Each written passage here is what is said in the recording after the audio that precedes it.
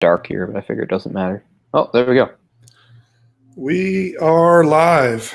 Hey guys, we have an impromptu live commentary for you here. Today we're going to be doing Double Dragon. 1994. Was that Matthew Fox? No, Scott Wolf, right? I think so. Always get Matthew Fox and Scott Wolf mixed up because they were both on Party of Five and both have. That's what I was gonna say. I know one of them was like on Party of Five, but I never watched it. But yeah, that's how I was heard. The guy from Party of Five. Because they both have their like animal last names. Oh, that's true too. Yeah, Wolf and Fox. But well, cool. I guess we can go ahead and count down here and get it going. Might as well. Okay, we'll give people time to dig out their 4K special edition Blu-rays of Double Dragon. I'm sure everybody has. Is that out yet? Is Vestron not put that out yet for like $75? They probably will. Yeah. Your collection. You're watching on Prime too, right? It's on Prime. It's on my Prime. Yeah, I came across this like a month or two ago, and I was like, "Oh, we have to do this at some point." It's actually been forever since I've seen it all the way through. Yeah, me too. Such a wonderfully stupid movie. And it's 94, so it's like the year after the god-awful Mario Brothers movie. And yet, like, studios hadn't yet decided that, like, box office poison were video game movies were that yet. And I don't know. It's funny, like, I think it's a fun movie to do because, like, I think Jay and I both like, we like stuff from the 90s and stuff that reminds us of the 90s because there's our formative years and stuff. But this is kind of like a movie that, like, brings, like, all, like, some of the worst things of the 90s. You can see plenty of that in this movie. Not, it's not some of the things you remember fondly. No. As with other movies might. Yeah. I mean, now I remember it fondly in a it was so stupid kind of way. I thought it was stupid when I saw it first in 94. Well, I guess I would have been like 13, 14 years old. So. I can't remember exactly when I saw it. Probably not that fast, but fairly fast. Because, I mean, I remember I was fairly young and the movie wasn't dated yet. Like, it was definitely still in the 90s. I might have seen it in like 96 or 97 or something. But I don't think I saw it that early. I mean, I obviously did not see it in the theater. Were you a fan of the games? I was, but I mean, even back then, I just thought, like, you know, it's not like the games were full of rich story or anything. They're like the side scrolling, like the original side scrolling beat 'em ups. Yeah, one of the first probably. Yeah. I mean, all it was in the first one. What was it? It was like some guy like beats up your girlfriend and steals her, and you have to get her back. It's still the two brothers, I think. That I think he beats them both up and steals the girl. Yeah, something like that. One of them, like in all its 8-bit glory, you actually see him like gut punch the girlfriend and then like throw her over his shoulder and take off with her. Yeah, I was a pretty big fan of it. I had it on the Game Boy. It was one of my favorite Game Boy games. Yeah, and I've been playing it recently on the Switch Online. Man, it's hard. And also, there's something cool I got. Check it out. There's the special Switch controllers. The Switch, wow. I got two. Yeah, you get two of them together. They had a sale on the site. You have to be a member or whatever, but all that means is you just have to have a Switch Online membership. Does that charge like with a battery pack? Well, the way they're made is they have the things right on the side, so they charge the same way as the others. You just slide them onto the side of the thing. The only problem is, like, I have a lot of trouble, like, getting the system to, like, the system recognizes these controllers, and it knows them, but the thing is, well, as long as I've got, like, you know, the other ones that you slide into here, like, sometimes when I go to play games, like, it still thinks of this as the primary controller, and then I have to do a bunch of rigmarole to figure out, like, this is the primary controller, because I was trying to play my Castlevania collection with it, and what was weird was, like, I could, like, navigate the menus and stuff, but it wasn't actually playing the game. It took a lot of frigging around to make it work. But yeah, they had a 50% off sale, and actually, I wanted the Super Nintendo one more because I play the Super Nintendo things more. But the one good thing about these is you get two. The Super Nintendo one, you can only buy like once. You only get one, and these come in a set of two for like the same price. And I got it half price, so I kind of jumped on it. But I have to. But yeah, I've been spending way too much money for like the last 2 or 3 months, and it's always been justified by like, oh, I got a good deal on it. It's a good price. I should get it, before it goes back to normal price. And I mean, that's true, but at the same time, it all adds up. I've been spending way too much money. I have to cool it with my spending. Yeah, I mean, as far as Nintendo goes, like they're not dropping prices very much. I know. So yeah, I really thought this was a special opportunity, and like the stupid email they gave me about it, like. Couldn't they have given it to me a little sooner? Because they were like, I don't think it was a flash sale. Like, it was a short sale, but it wasn't a flash sale. But it ended at midnight that night, so I just kind of had to do it. Mm-hmm. And when I by the time I checked, like the Super Nintendo controller was already sold out. So, but anyway, still pretty cool. Yeah, I know I had the Wii U, and I didn't like that system. Or one of the reasons I didn't like that system was, it had that great big tablet thing that came with it. Yeah, that was the whole selling point, was the touchscreen aspect, and a lot of games you don't even need that to play the game. But you can use like another controller, which I had the Pro controller, which is like similar to like a PS3 controller. Yeah, and if you want to use that, you have to have the Player One hooked up as a tablet. Like tablets always got to be hooked up as number one. I always hated that. Yeah. So, I mean, the Wii U is a system I've only played a handful of times. I mean, I don't like having a controller where I have to have my hands this far apart, No, that would just, that feels weird and unnatural. And I was curious if how does that work on the Switch? Does that controller feel okay to you, just the regular Switch controller? Well, like I said, this is what you do for like most games with the system you get. But like as I said, until I can get like the Pro type controller, which again won't drop in price and is an insane amount of money, there are certain games I simply would not get because I wouldn't play them with this. Like I wouldn't play. Like I wanted the Street Fighter collection, but I wouldn't play with this. Yeah, that would be tough. Yeah, because they've got like little buttons that stick out here. I can't imagine like getting the smooth action I need on this. So it's dictated some of the games that I've bought and some of the games I haven't bought. So I was like, this is just not going to cut it for certain games. But that's mostly worked out because for some of those games they've got like ports on like the PS4 or whatever. So it's funny. Yeah. I have my own weird ideas about what games make sense on what system. Like some of the Final Fantasy has been getting re-released on the Switch, and that's fine with me. But some of these other ones wouldn't work. Just like I'd like to get the Collection of Mana at some point, which also has a PS4 release, but to me that should definitely be on the Switch, not the PS4. So, you have your weird arbitrary ideas about that. So yeah, just because I've said this before, like I really hate Microsoft and Xbox. I mean, I hate to admit that because I always think I'm above such petty things, but I really do. So I get mad sometimes when like games that were like exclusives on the PS4 get Xbox releases. I'm like, they don't deserve it. I mean, they're all horrible, huge corporations. I know, exactly, right?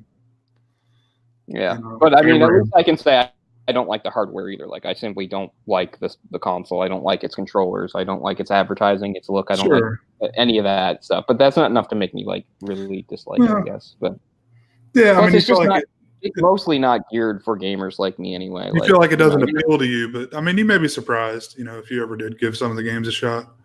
I'm sure, but I just mean, at least for now, like its library is still nothing I'm interested in. Like, you're not going to get a bunch of JRPGs on the Xbox, Yeah, you're probably not.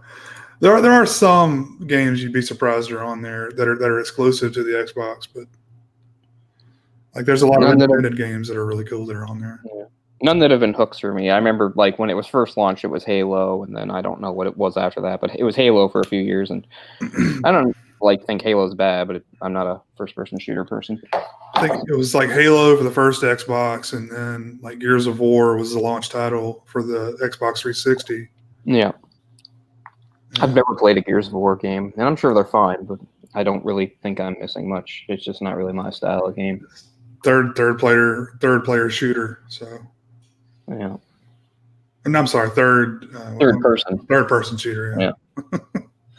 Trying to do too many things at one time here. But yeah, I've been playing Double Dragon 1 and 2, and they're both hard as hell because they're back in the old Nintendo days. And man, it's frustrating. It's really hard just to even get to like a third level. And I mean, I'm somebody that did grow up with the games. I did play them when I was a kid. Let's make sure we're actually live here. It says we are on the thing. Okay, cool.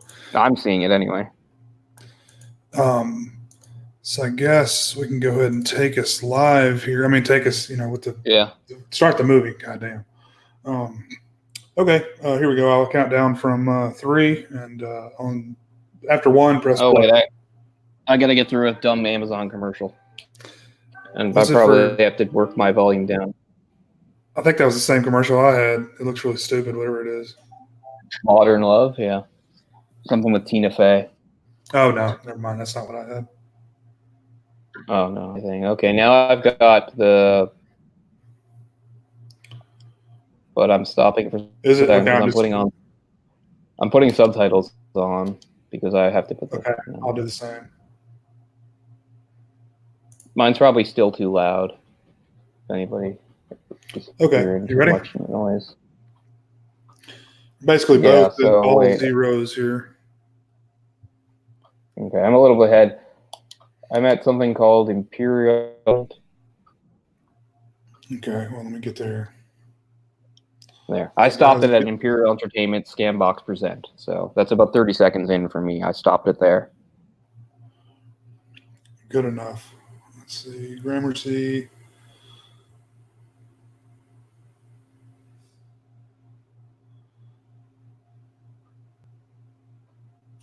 Got like a looping font. There we go. Okay, so we're paused at the Imperial Entertainment logo. Hopefully that'll sync up with everyone's version. Yeah.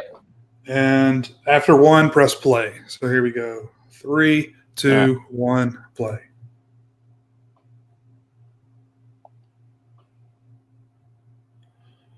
And I was going to get into the discussion.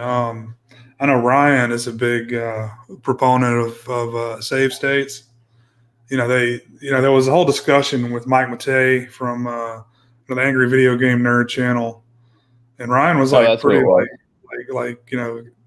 he's pretty pissed off at the guy for it. It seemed like, because he was basically saying if you use save states or if you use whatever Nintendo has now for the save feature, like to rewind it or whatever. Yeah. Rewind, that's what it is. Then you didn't actually beat the game, which I agree with that. I mean, because if you go back and beat those hardcore games, that's really a testament. Now, if you just go back every time you fuck up and redo it, it makes it a lot easier, right?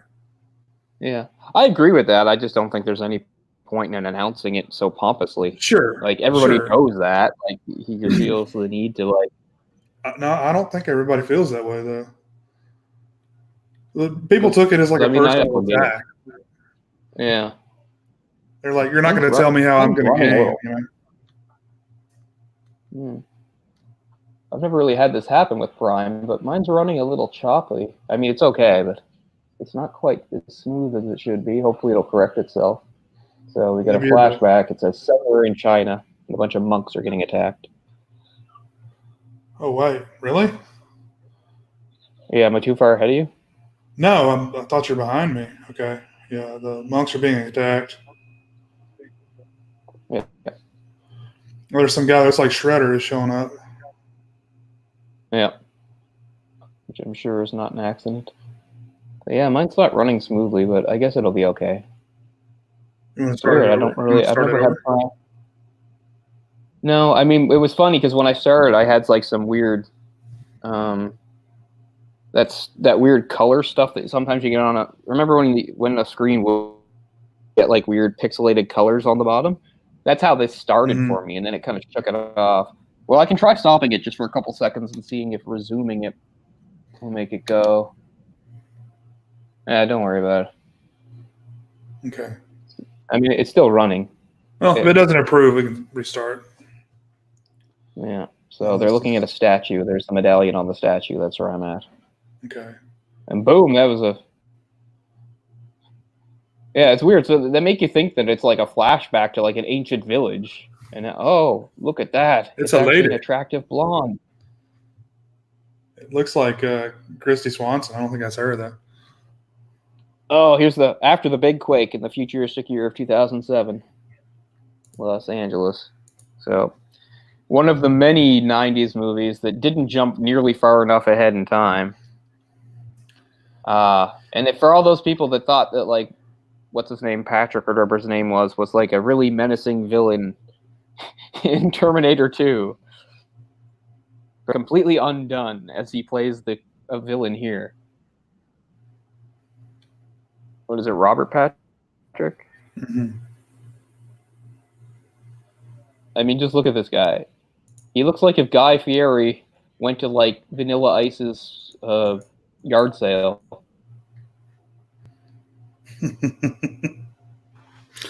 Burn.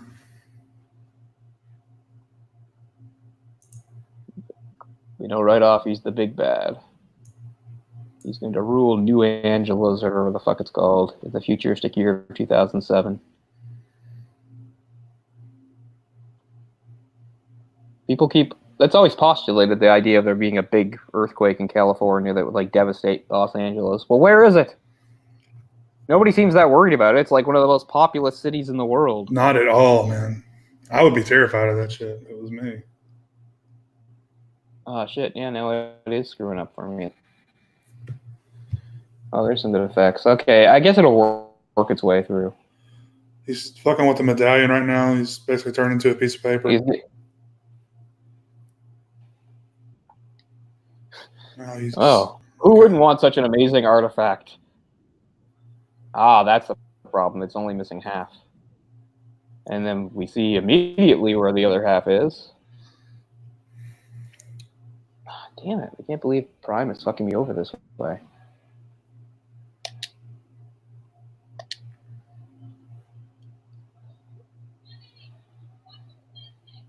They really try to toe the line between, like, white and Asian here, don't they? Like, I mean, both their names are, like, you know, very American, Jimmy and Johnny or whatever.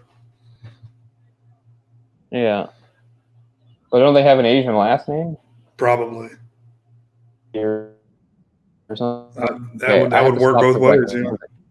It is completely screwed up for me, and I don't know why. Okay. Just going to take a pause. What I'm going to do is I'm going to exit Prime and go back onto Prime because I can't think of what else to do. I've never had Prime act this way for me before.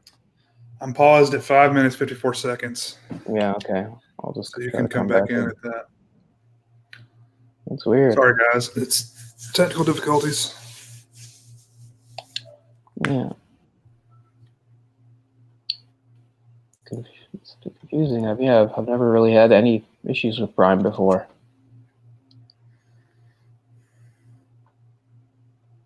Okay, back into Prime. I'll go back to my watch list. Luckily, I put this in the watch list.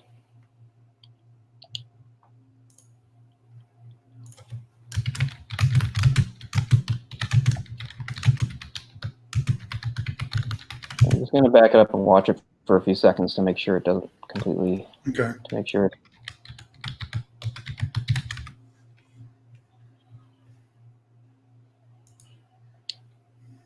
So you're at 5 what? 5:54. Okay. Yeah, okay, that's good. That'll give me time to catch up. I'm at like 5:10, so I'm just gonna let it run for a minute watching them fight. Although we might have different time things. I don't know how it goes. All I know is that she's saying, Jimmy, watch his spin kick. Yeah. Yeah. There, Jimmy just tripped the guy. Yep. Team Lee. Yeah, I knew it. I mean, they're like, we want everything about, like, martial arts and Asian, but we want them to be, like, white looking kind of so that people can relate. Yeah. Like, I guess like Karate Kid. Exactly like Karate Kid. Yeah. Like, we've got all the cool Asian shit, but we're taking it, an Italian boy. Yeah, it's fucking up again. But I'll just let it go. Hopefully it'll work itself through. Sometimes it does. Here we are. Jimmy and Billy, you're tagged, bro. Is that really how these things work? Billy. See, and I believe the Iron Chef guy, like he's actually like half Asian, I think. Yeah. He's actually an accomplished martial artist, I believe.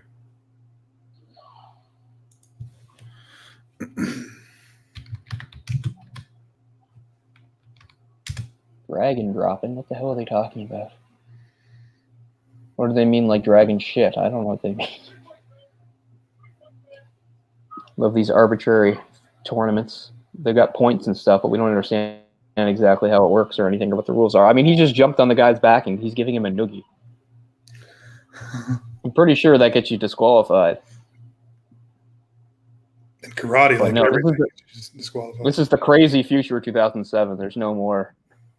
The rules are out the window. This is after the big quake, because it's one of the things that happened there is they had like some aftershocks or something. But yeah, I couldn't imagine living somewhere that regularly even has minor earthquakes. Like that's just a part of life in some parts of the world. It's like, oh yeah, there's a tremor. It doesn't take much to really fuck shit up either. I'm sure. I mean, to cause like major damage to structures. Yeah.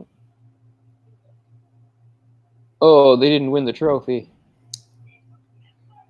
Eat some butt heads. That's good.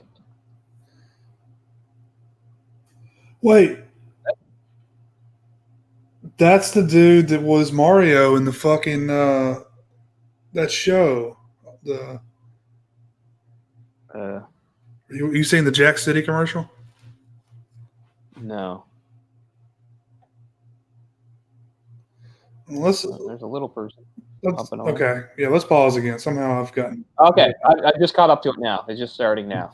Yeah, see, you remember the Super Show, Mario Super Show? Oh, that was a wrestler. He was Captain Lou Albano or something. Is that right? That was his name. That was his wrestling name. But yeah, that's an obvious Mario type of shout out, I guess. And this is basically just kind of like a ripoff of like RoboCop, right? It's like it's a futuristic city and everything's crappy, and here's some of the news about it. Mm-hmm. There's Vanna White.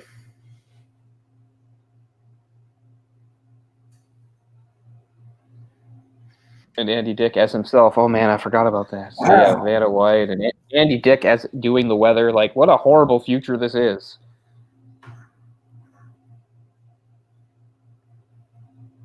Wow, that guy looked like Michael Keaton. I totally forgot about Andy Dick. Me too. Wow.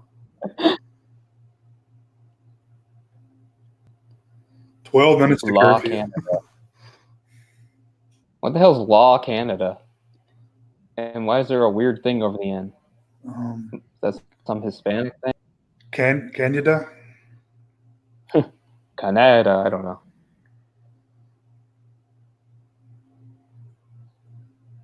New Angeles Police, proud to protect and serve.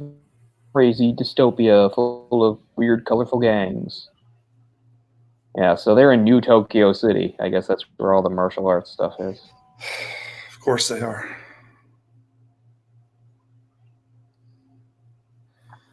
So Martin Dacascos is he was born in Hawaii, but he is of Chinese, Filipino, and Spanish ancestry. His mother is of Tia Carrere. Japanese. Yeah. Because Tia Carrere, it's like the same thing. I think she was born in Hawaii. She's of Chinese and a few European things thrown in and stuff. Man, I can't believe that this is... But it's working. This whole car chase thing coming up, like look at the car. It's like the welfare version of the Ecto-1 or something. Yeah. Like it's got like a big tube on it. Oh no, it's not a chick. It's a crazy guy in drag. Everyone has a mohawk. They're the Mohawk gang, apparently. Yeah, it's the Mohawks. There. That confirms that. That's a Bobo? Come on. That's lame. A Bobo's here we get huge. some of the cool. Check out their future technology. Bobo. got like some sort of interface thing that you pull down. Can't think of car words. Visor? Sun visor? Yeah.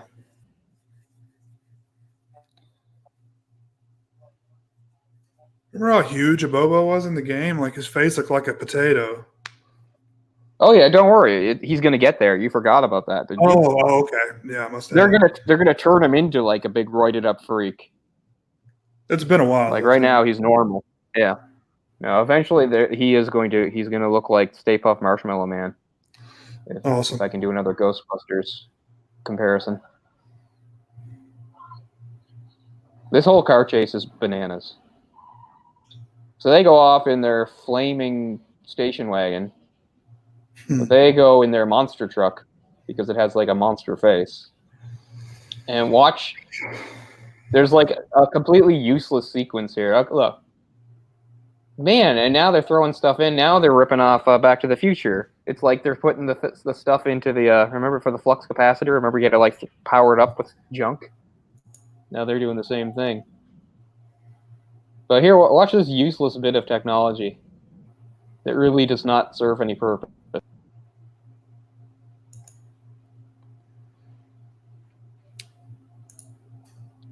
Billy and Jimmy Lee.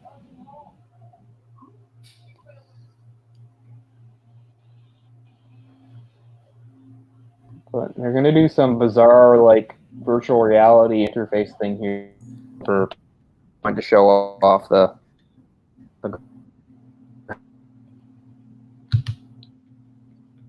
mine still is like, I mean, it's running, but it's like stopping in places. I think it's making you get behind me too.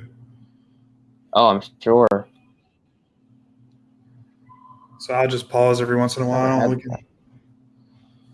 Yeah, I've got them in the tunnel now. They're in the tunnel. No, you're not too much far behind me. About the same. Well, the thing is, like the audio keeps going, but the picture will freeze, and then it'll eventually jump ahead again. I hate that. That's what I'm getting, and I can't remember the last time I've had that with any. God, it looks like somebody puked all over the map. Yeah, this is great. How are you going to drive? So they have a piece of paper on the windshield is the issue. Now, they could reach out and grab the piece of paper and take it off. But this is what they choose to do. Look at this. I have some sort of a periscope. Yeah, and now it's like see? It's just to show off the crazy 3D graphics. Oh, they're great 3D it's graphics. Like all you have. It's all because there's like a piece of paper on their windshield. And this is what they choose to do so they can drive. Two of the best handling vehicles on the road, like a dump truck and a station wagon. A station wagon, yeah. And the best way to drive is with a joystick. That's the way I do it. Oh, hilarious.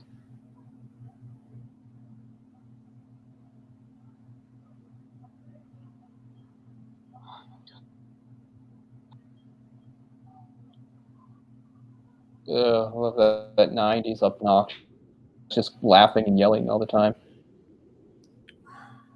It's like learning all the wrong lessons from something like Wayne and Garth. Two idiots babbling and yelling. It's funny. Like the 90s are just so. Can you imagine that Bill and Ted movie? Can you imagine that Bill and Ted movie being any good? Like they're in their 50s. Nobody wants to see them in their 50s. No. Because either they changed completely, which nobody wants to see, or they haven't changed, which is ridiculously sad.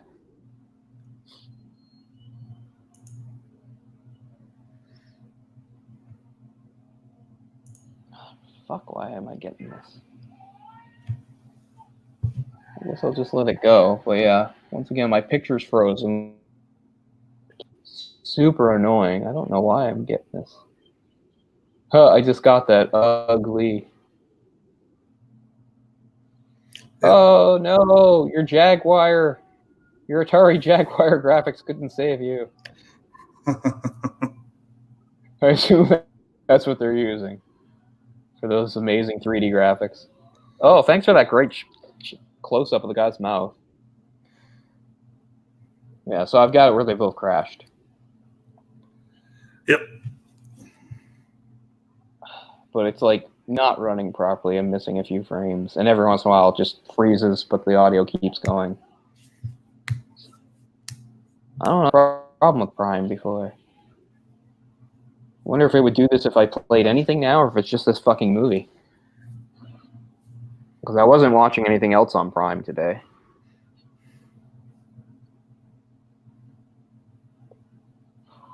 Use your karate skills.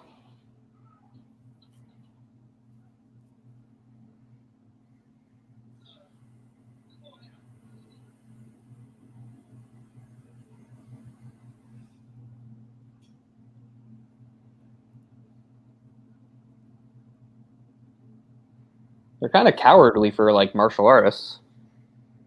I mean, it's not like he's got, like, a gun or anything. Oh, now they... Oh, here come the weird, like, eco-terrorist gang or whatever the hell they are. I think this is the gang that, what's-her-name is a part of, Rose McGowan, isn't it? Oh, is she in this? Or, I always get her... No, it's Melissa Milano. Alyssa Milano. That's who it is. Oh. Yeah, Alyssa Milano is in this, and she's, like, the head of this dumb gang. There she is. With her badass short hair and her tie-dye.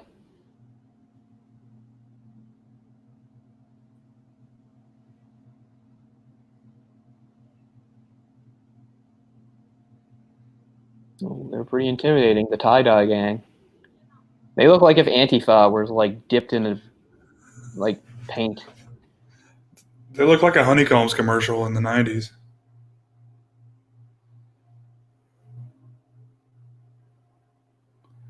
Or like a generic breakfast cereal commercial.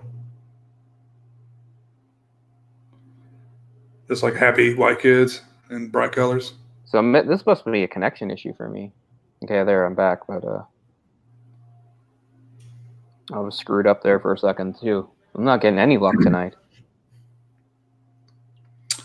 Yeah, your picture's getting a little better. Yeah, I don't know. Something going on in my area where I'm getting a shitty connection? I don't know. Because I've got both Prime and now my internet not working well. Oh, right. They live in, like, an abandoned theater. How bohemian.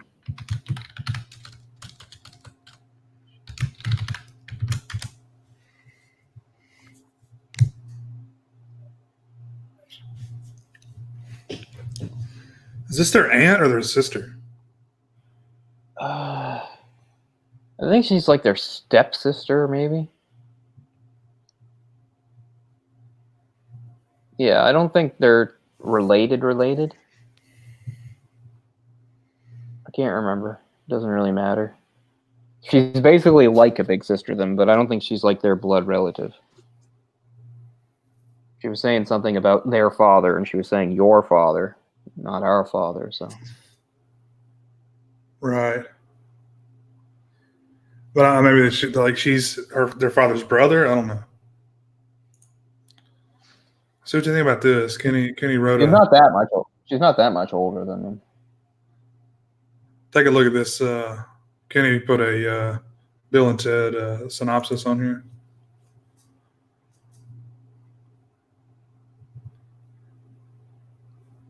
Well, I'm sure that'll be just as good as whatever the movie is. Oh, that's the whole title. Yeah, it's a little long for a title. I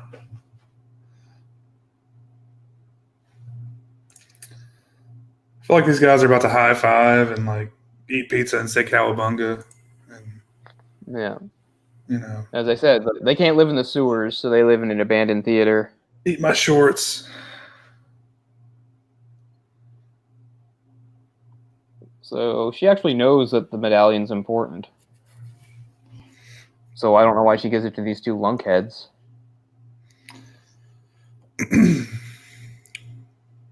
All right, so yeah, so he works for the big bad, right?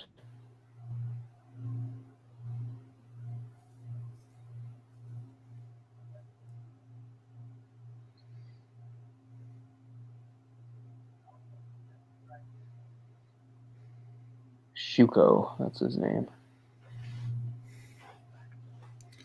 The white guy has a Asian sounding name. A Japanese sounding name. Yeah. It's cultural appropriation. Who is that actor? Who is that actress? This whole movie is cultural appropriation, but it's done so poorly, no one would care. Right? She looks familiar, and she's one of those that, like, from some angles she's somewhat attractive, but from others she's not.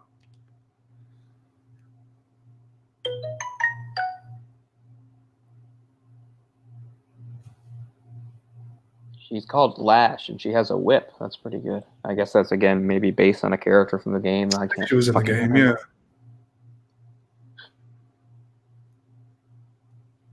That was her thing. They had the distance with that whip. They could.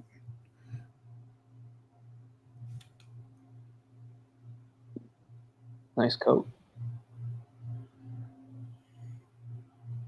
Surprised he's not wearing a kimono or something. I'm pretty sure he will be before this is all over. He just said their incompetence sticks needles in the flesh of his honor. That's some good lines. Yeah, see, this is where they're going to make him all roided up. Molecular steroids? Yeah.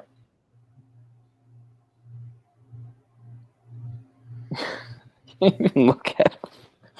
Yeah, he's got the shades on, too.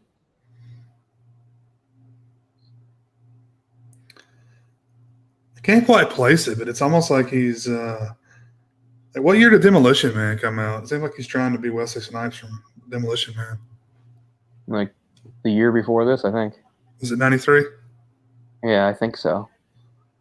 You always know the dates. I can tell you approximate dates. It's either 93 or 94, so. But yeah, again, another 90s movie about like the somewhat near future, but it being all batshit crazy in one way or another.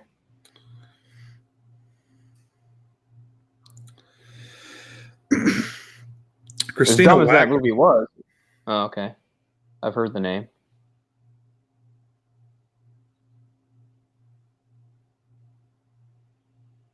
Well, I forgot all about this. So she actually has a normal life, but she like moonlights as a gang leader. And she's got the Beeve as her brother there. Well, it's a good thing to know in this horrible dystopia they still have Rice Krispies.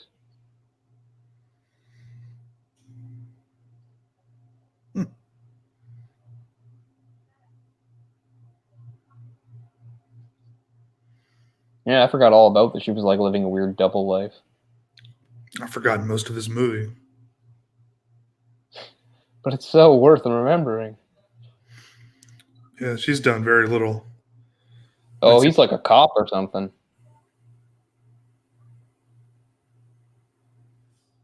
Yeah, he's a cop. New Angeles, or whatever they're called.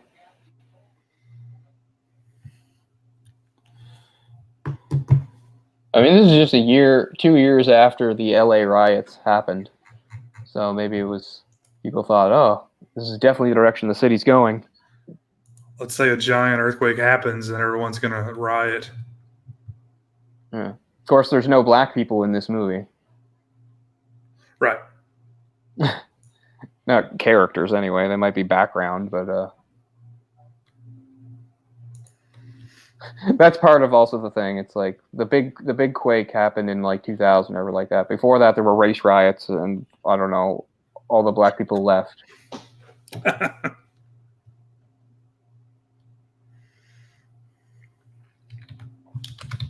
Cause shit, yeah. What else from the 90s had this? Oh, and in Los Angeles too. Escape from LA, obviously. That's just a couple years after this movie. Yeah, it was very en vogue to have like a future LA of the early 21st century that had like either broken away entirely because devastated by one and becoming all like dystopian and. You said this is New Angeles here? Yeah. So in Demolition Man, it was San Angeles. Yeah. This is New Angeles. Definitely similar themes in these movies. Yeah. I feel like you could play this back to back with Escape from LA and it would feel like the same movie. Oh, yeah. I mean, it has a lot of the same thing. I mean, the big thing with Escape from LA is that LA has been turned into like a prison, an island prison where everyone just roams free.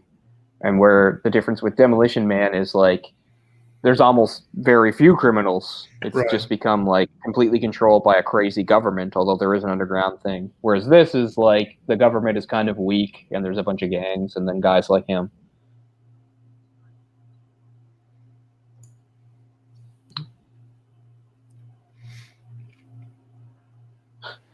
Seems pretty weird that like it took him 5 seconds to find these guys and now he's at their door. Personally too. He's got all Most movies don't work that way. He's got those fancy computers, though. Yeah.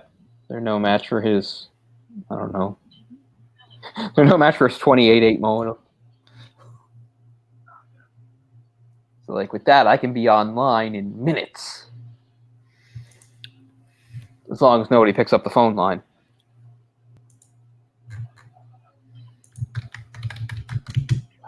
I really thought at some point this would smooth out. It never has. It's herky-jerky the whole time. I'm going to get motion sickness watching this. You want to try to pause it again? I'll try, but I mean, it doesn't seem to matter. I just don't know what's going on. Okay, I'll try something somewhat... okay, I'm going to get really dramatic here. There, I've closed Prime.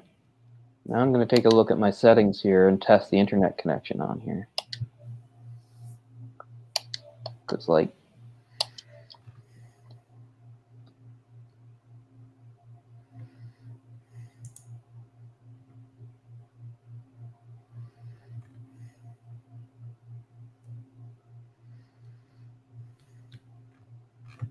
It's not saying there's any sort of issue or problem.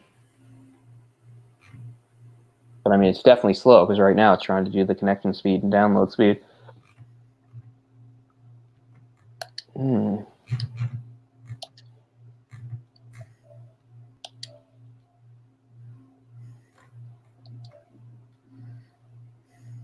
going to do a full restart here. Okay. Probably won't do shit.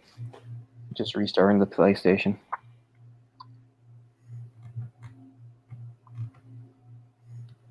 I don't know what the deal with Prime is tonight. It's just trying to save me from the movie. But I want to watch the movie.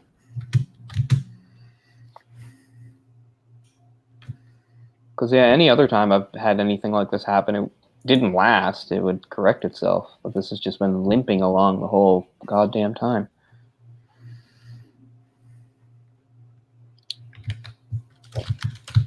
Annoying.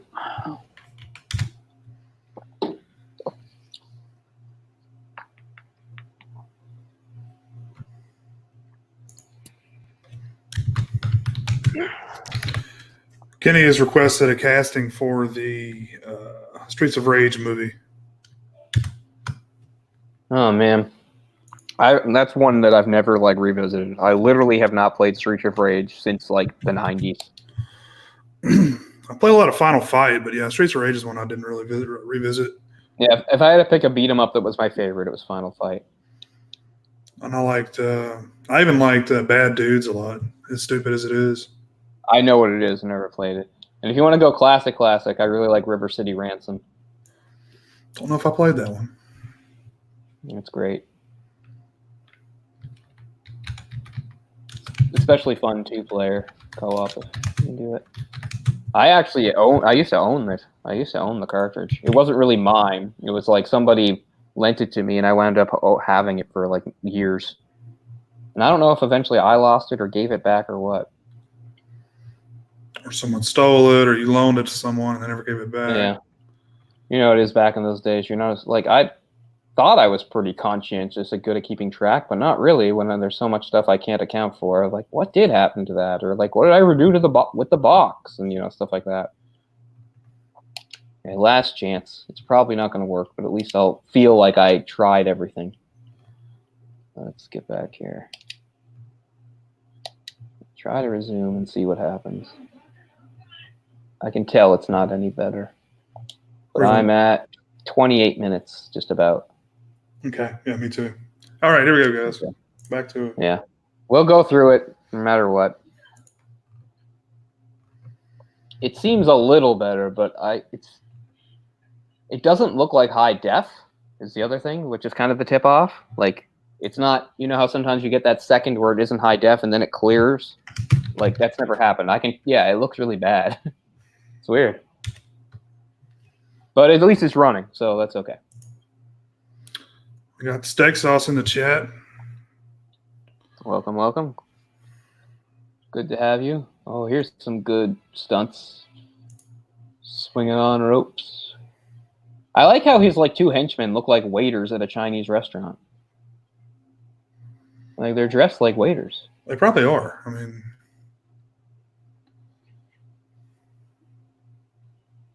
oh, I can't. There it goes. Shit. Now it's all pixelated and shitty again. Damn it. We'll just keep it going. It'll eventually move on, but man, that's annoying. I can't believe my luck tonight. He's hitting him with a bowling pin.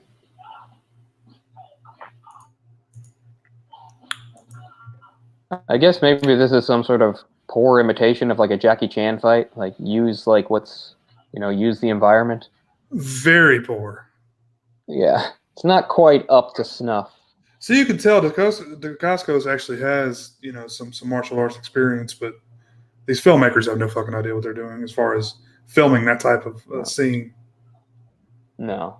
It's just martial arts are a big fad at the time. It's 93, Ninja Turtles are still fairly big. And all this ninja stuff. And I mean, considering those guys are in those huge costumes, the fight choreography is not bad in those movies. Oh, not at all. You have to really give those guys credit. They do a really good job. And that was one of the big ones was... what a head case. My God, that was terrible. Shit. Who's the main guy in Surf Ninjas? Oh, I don't know. I think Surf Ninjas was 93, too. This is 94, I know. Much in the same vein. What's his name? Yeah. Ernie Reyes Jr. No, Ernie Reyes Sr. Okay. No. Ernie Reyes Jr., I think is the one I'm talking about. They were both in that movie. I haven't seen Surf Ninjas in a million years. I know it has a bit of martial arts in it. You would know this guy if you looked him up. I mean, you would know his face. Yeah, probably. But but he was one of the Ninja Turtles guys. That's why I brought him up. One of the guys in the. Isn't Tone Loc, or however you say his name in Surf Ninjas, the black guy with the bizarre voice? Funky Cole Medina. Funky Cole Medina.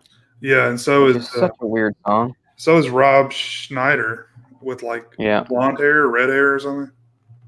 I'm sure Rob Schneider would have been in this. He was just too busy doing Demolition Man. Oh God, it was what a weird time. And he was in Rob Schneider's Demolition Man. Andy Dick is in this. What the hell?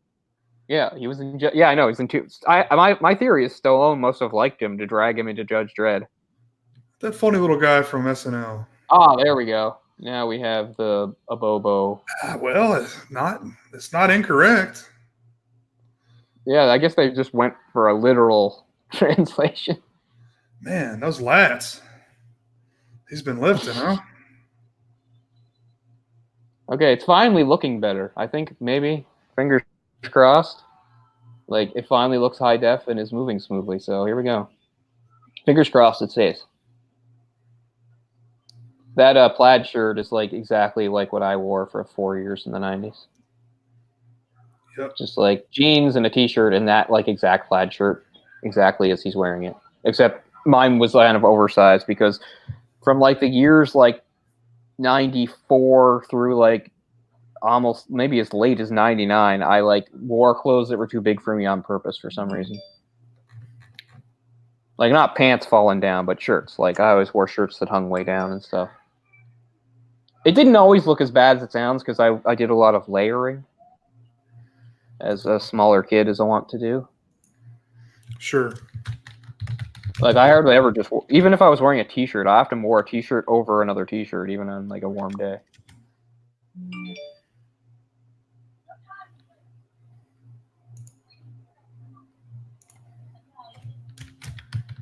Oh, she's gonna sacrifice herself.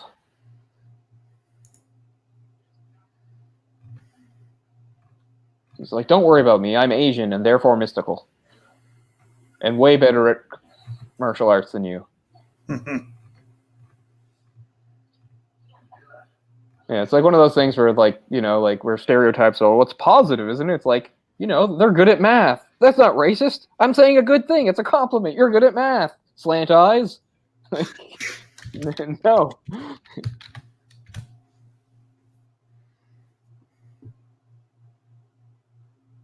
I remember a few years ago, I was talking to my Chinese girlfriend about something, and I think I was mentioning, like, I think I was saying something about, like, my Taekwondo class to her or something like that. And she started going, ha, hi, hoyo, ha. And I just went, I guess it's not racist if you do it. Like, she didn't do martial arts or anything like that. She was not athletic at all. That's funny. But there's a part where I always forget his name. He's that English actor. He's the main guy in Brazil. Jeremy something. He's old now. He was like he was Keira Knightley's dad in Pirates of the Caribbean. Anyway, there's a part where, like, in Tomorrow Never Dies, he's the main villain. He's one of the stupidest Bond villains of all time because he's a guy that owns like a media empire. He controls like newspapers and stuff, and just because of that, he decides to start World War III. Where there's a part where, like, Michelle Yeoh's character is like kicking the shit out of a bunch of his guards, but then they like shove a gun in her face and they catch her, and then he does the same thing. He's like, ha, ha, ha, ha, and he's like, ha, ridiculous. Jonathan Pryce. That's it. Price with a Y. Oh, I love Michelle Yeoh. She's old now, but for a while she was like, still looks good. Oh yeah, still looks great. Like, the '80s, early '90s, she was like one of those beautiful women in the world. Most people think she's Chinese, but she's actually was born in Singapore. I mean, I think she grew up in China and stuff, but obviously. So that was Terry Hatcher and Michelle Yeoh, right? They're both in that one. Yeah. She was the other Bond girl. She's the one that dies. She's the one with the stupid line. Tell me, James, do you always go to bed with a gun under your pillow or whatever? Oh, Jesus. Yeah, she's actually Jonathan Pryce's wife. And he has her killed. I would still take those stupid lines over the new movies. It's just like ultra action. I mean, Daniel Craig one started out well. I still think that the first one is one of the best Bonds, and then the second one is so bad. Quantum of Solace is so bad, and then I don't think the others are bad. I just think they're both overrated. Like, people were going nuts for Skyfall. People thought it like redefined Bond. It was the best Bond of all time. It was fine. It felt a little long, but I'm just a little disappointed that he's still around. And I've always been a Daniel Craig supporter. I've always thought he's at least an okay Bond. Not bad, but like even I'm tired of him. Like 14 years is way too long for a Bond reign. I don't think they could find anybody to replace him. It's the only reason he stayed. Like, he doesn't want to do it anymore, clearly. No, and he said as much like 2 years ago. I'm not doing another one, and here he is doing another one. Yeah. But because I'm all ready for another restart. I know most of the time, like we said, with a lot of series, it's like we're tired of reboots, and like, no, I'm actually tired of the current ongoing status quo. I'm ready for another reboot because Bond has always kind of worked that way. It's all about like, you just sort of start over with another guy and then another continuity, and away you go.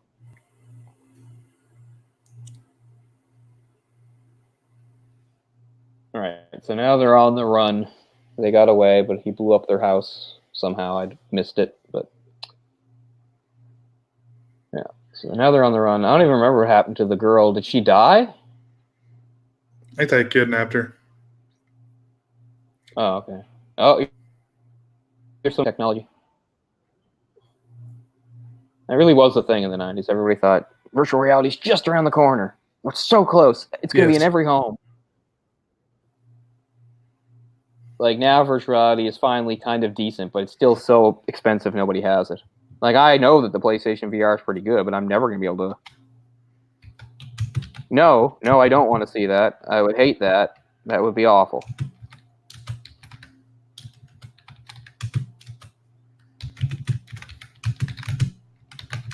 What the fuck is this place? Okay, now it's like beyond. Now it's like Thunderdome. It's like Mad Max Thunderdome.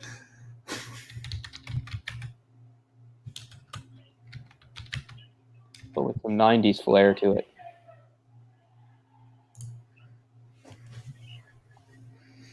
Is that Tina Fey? Tina Turner. Oh shit! Yeah, she was the villain in that. It's Michael Berryman. Who's that? From The Hills Have Eyes, the original. Oh, he still kind of looks the same. A bald, crazy guy. That's who they always said B-Movie Mike looked like. Yeah, I could see that a bit.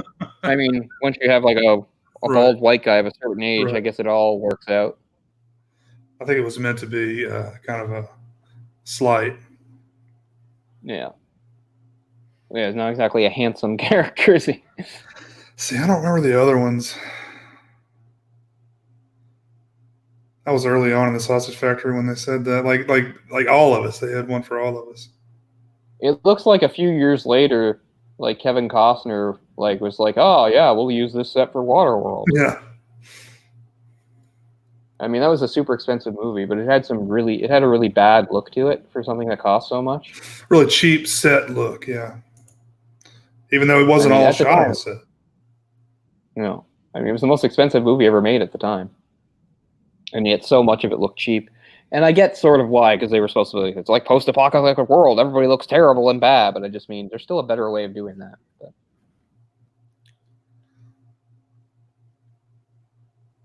We did Waterworld for our show. We did an official episode on Waterworld, if anybody's interested. We did.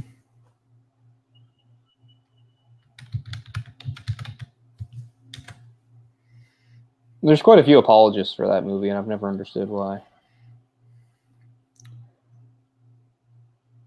I mean, it's not all bad. It has some things in it. It's funny because I actually really like Prince of Thieves, as wrong as Kevin Costner is for that role. I still like Prince of Thieves because everybody else is doing pretty well around him, I guess is how it works. But Kevin Costner is just like never an action star. Like, if they've tried to make him an action star at a few movies in the 90s, and it's just always a terrible result.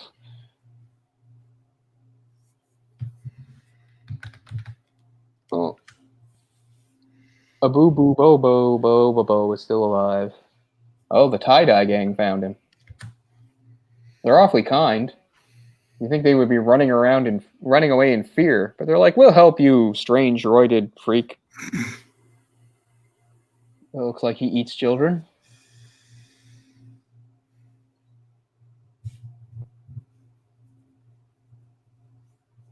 Oh, not 90s, but another movie that has this look is Cyborg. The Van Damme movie, which I believe is 89. It works in Cyborg, I think, though, a little better. Yeah, I think so, too. I mean, I'm not the biggest fan of that movie, but it low budget sci-fi. I mean, that's what it looks like. Exactly. And it is cheesy, but I mean, compared to this, it's serious cinema. If you want to talk about a cheesiness factor. Oh, now the inevitable conflict between our brothers. Come on now, you're on the run. You only have each other. No, you spoke harshly to me.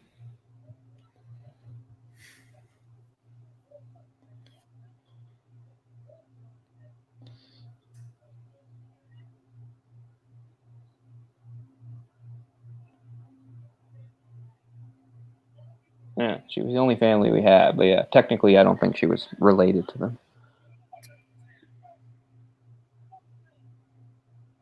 They're both supposed to be 17. That's hilarious.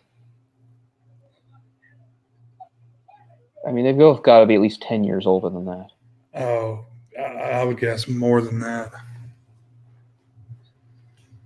They both look close to 30.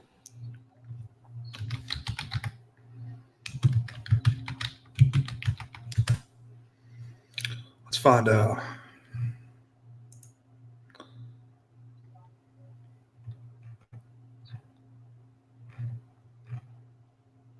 Oh, I love all these puns. It's really working. Yeah. Did you miss the great head case part? Where the guy falls backwards and his head is next to a case and he says, "What a head case." Jesus. Mark Dacascos was 30. Yeah. And Scott Wolf, I would imagine, was around the same age. Yeah. They're supposed to be 17.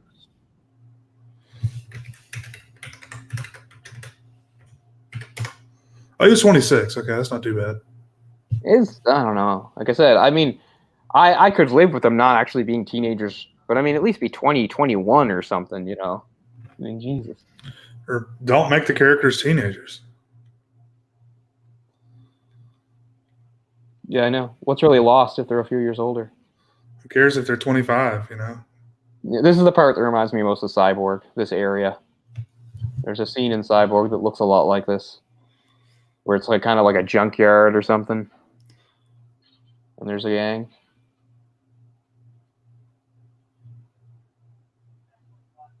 This looks like a trying to think of the name of the band. What's the band that does Stone the Rooster? No, fuck. I don't think I'm familiar. I can't think of it. It's one of the I don't know if they're from Seattle. It was one of the popular bands around that time. I'll find it. I thought I knew most of the Seattle bands from back then, but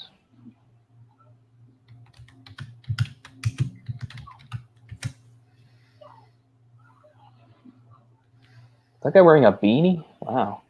He's like dressed like a schoolboy and he's wearing a beanie. I like how they. Oh, Alice in Chains? It looks like an Alice in Chains music video. Oh, yeah, they were always playing in busted up places like this. The guy's got like a top hat on. I guess these are supposed to be all the different gangs. That's why they all look different. Because like Shuko, the whole point was like he intimidated all the gangs into working with him. I mean, he just did do a decent butterfly kick there. And I don't think it was a stunt person, so. Yeah, that was a pretty bad kick right there. Yeah. I've always been obsessed with learning the butterfly kick. I can do it halfway. It's not really a kick, it's just a weird flourish. If people don't know what I'm talking about, it's like that thing that like Darth Maul does. Yeah, where you just jump from one part to the other, but at one point you have no feet on the ground, right? You're flipping over, yeah. Looks really cool. It looks cool. It's not a full flip. It's just a weird it's just sort of a twisting motion that you do. Anyway, one of the Lee brothers just did one. It wasn't bad. Man, I still don't think I'm too old to learn it. Oh no, it's not like doing a standing backflip, which I've never been able to do. But when I was young, I used to be able to backflip off a wall. I think I'd kill myself if I tried that now. I've never been brave enough to try that kind of stuff. Well, I mean, I only did it in kind of a controlled environment. I used to do it in the gym at my junior high.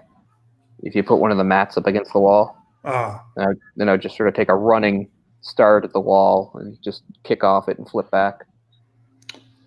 I could do a backflip into a pool. What's funny is, like, I guess I could do that, but for some reason, my body won't let me.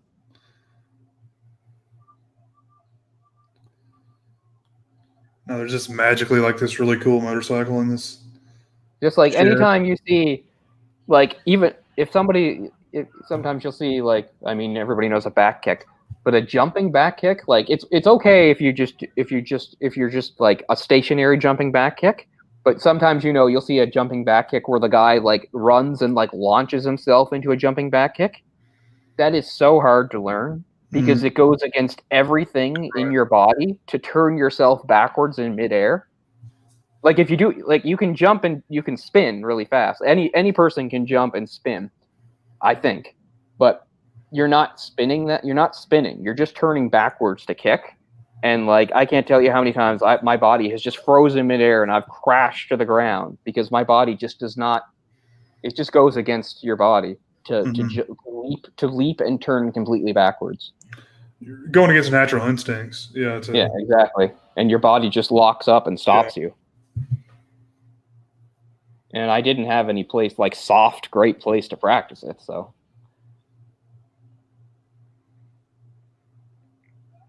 How did they immediately have henchmen that had jet skis? Like they just came out of nowhere, like with jet skis in the water. I know, with the helmets and everything. It's like they're just they're on standby. In case this shit goes in the water. Yeah. They're pretty organized for a bunch of like unaffiliated gangs. And these guys or maybe that's it. They're the jet ski gang. They only do the water crime. Yeah. They call us the jet skis. Because that's creative. Yeah.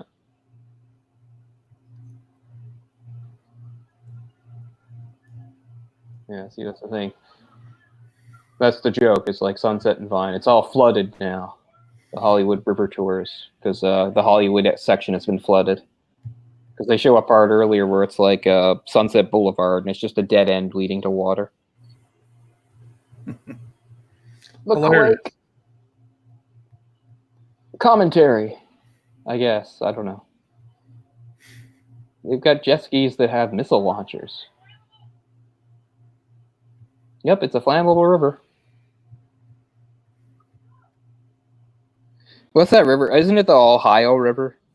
The Ohio River is so polluted that it like catches fire constantly. Really? Wow, that's terrible. Maybe not constantly, but like over the years, it's caught fire like a bunch of times. I think it's Ohio. I'll have to look it up, but it's one of those.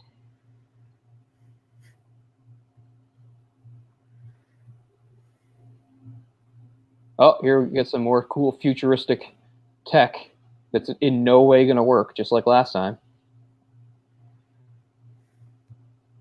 We're still 2 years away from Wave Race 64. I remember watching the commercial for that and just like being stunned by how amazing it looked at the time. Strap on that seahorse and ride.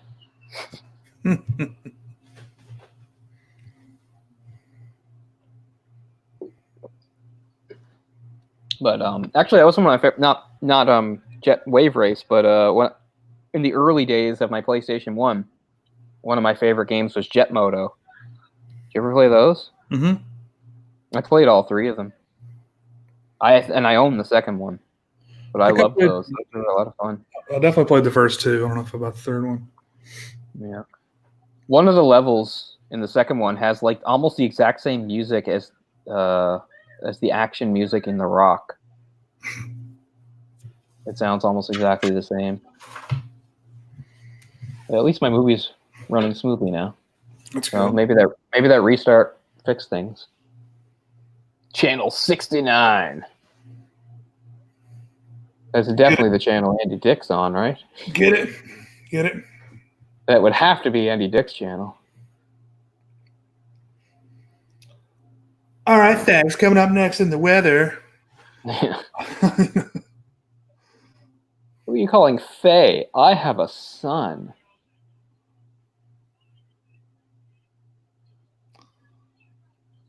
You know, I got to see John Lovitz do stand-up comedy. Yeah, that's right. Yeah. I forgot to ask you about that. Oh, it was great, but I just like, if I walked up to him, I couldn't not talk about Andy Dick, so I just stayed away. Yeah. Does he still hate him? I mean, just a few years ago, I heard he beat the shit out of him in a bar or some sort of place, like really beat him up pretty good. And he's an older guy. I know. He like blames Andy Dick for Phil Hartman's death because he says Andy Dick's the one that got Phil Hartman's wife back into drugs and stuff. Which is a stretch, but I understand him being mad. You know, it's one of his really good friends, and you know, what are you gonna do? I've been one of the perks of Disney Plus is that it has like all the Simpsons episodes. So I've been watching like my favorite classic ones from like season 5, 6, and 7. And man, I miss Phil Hartman. He's so awesome. As, because they bought Troy Fox, so they McClure. own all of that, right? Yeah, Troy McClure and who's the other guy?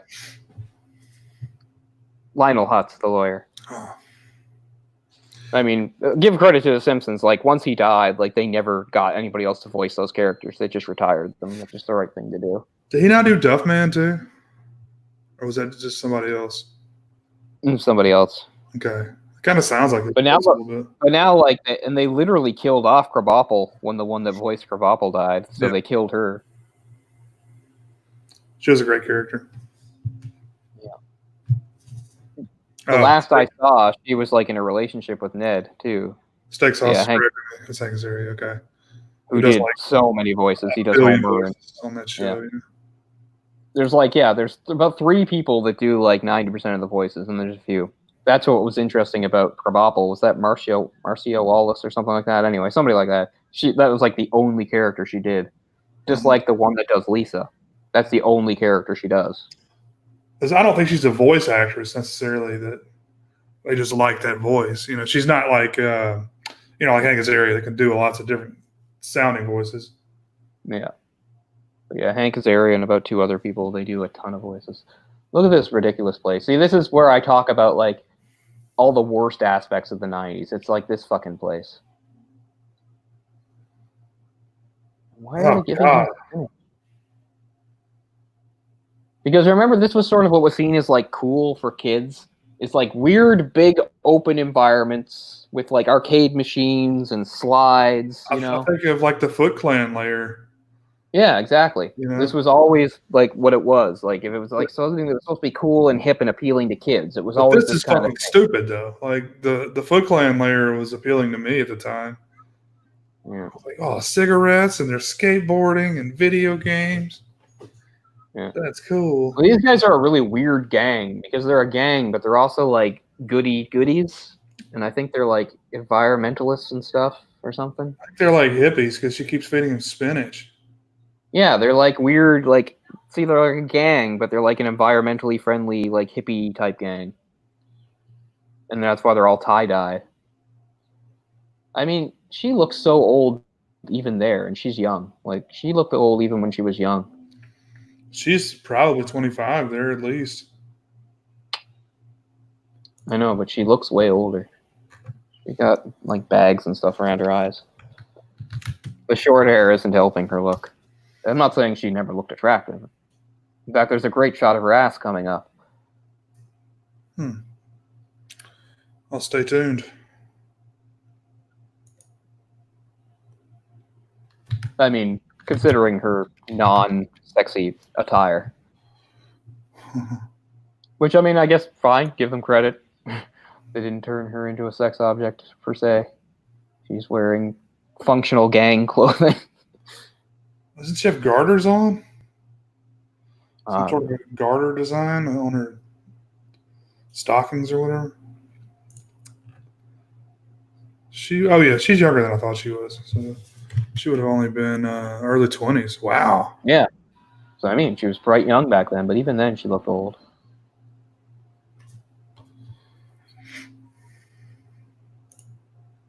Speaking of gym mats. Oh, they're Jamaica Mon.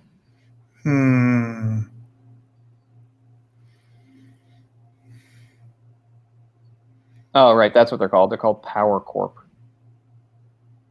Is that supposed to be ironic?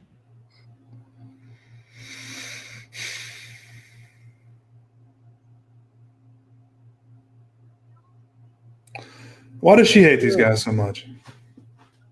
I don't know. Just because they're not like her, I guess.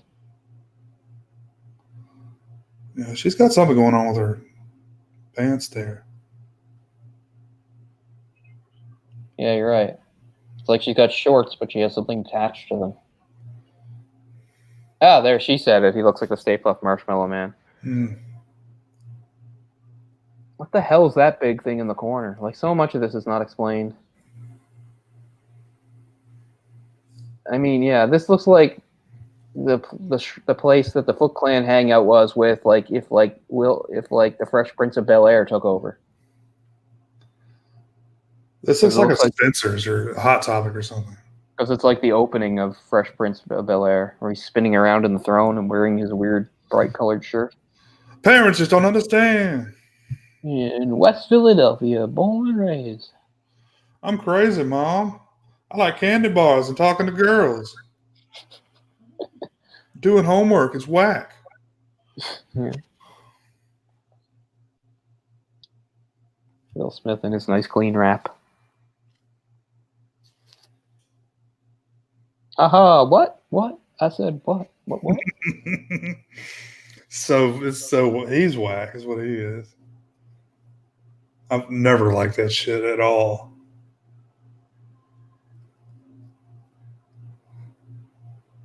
The Wild Wild West song is the worst thing I think he's ever done. And he's done lots of terrible things, but I can't think of anything worse than that Wild Wild West song. Even worse than the movie. Even worse than the movie. But the fact is, it's part of the movie, so I kind of take them together. You didn't like Big Willie Styles? Wiki wiki wah wah. What the hell is that? Oxy. Oh, damn. Oh, it's oxygen. Oh, I get it. Yeah.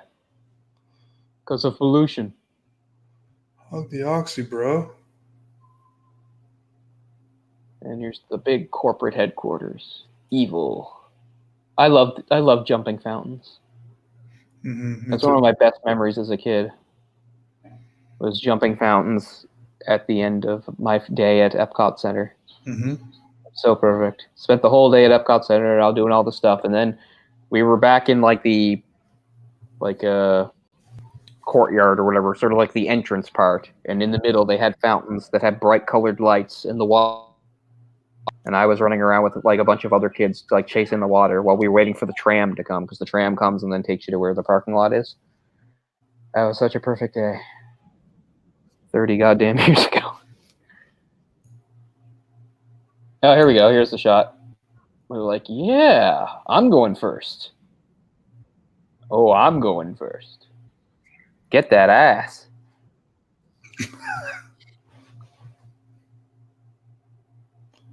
So should have high-fived right there. She does get to get objectified at one point. Yeah. Again, though, it wasn't as good as I was expecting. Yeah, it's as good as it gets for this movie. I mean, I wasn't expecting much, believe me.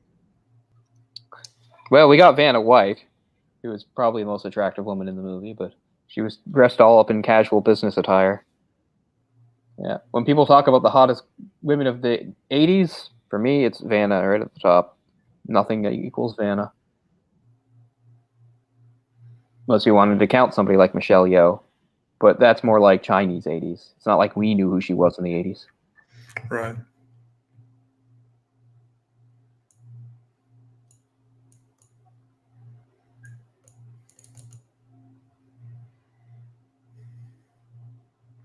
Is Vanna White going to be the host now? I heard Pat Sajak's retiring, and she's going to actually be the host, and some other dingus is going to turn the letters. No idea. I know she took over one day. Yeah. Like, it was the first time that she had ever done it, like recently, when he had like a court hearing or something. When they started that show, some brunette was the original letter turner. Really? And she quit because she was like, "This is the stupidest thing ever." Not that, and she's not wrong. Vanna White used to refer to herself. She knew that she said she was TV's pet rock because she knew she didn't really do anything. Well, I mean, at least she used to turn the things. Now that she just touches it and it lights up, like they could easily do that without a person being involved. Yeah, but the classics. It's tradition, right? Sure. Just like on The Price is Right, you don't need dumbass models smiling and moving their hands and stuff. We know what a car looks like. We understand how to open the door. and things like that. And they're like, now there's like male models too, which looks ridiculous, but whatever. I guess it's good because it gives some guys jobs that they wouldn't have been available before. Years ago, you couldn't have been a guy and said, "I'm going to be a model on one of the models on The Price is Right." They'd say, "Take a hike," but now they say, "Sure, equality." Yeah. I got to give credit to a lot of those the female models on the show because a lot of the times they have like dumb, annoying, sweaty guys like hugging them without permission. Yeah. And they handle it pretty well. Meanwhile, of course, just because like all infiltration scenes, you have to climb through ridiculously spacious air vents. Thanks, John McClane. Yeah.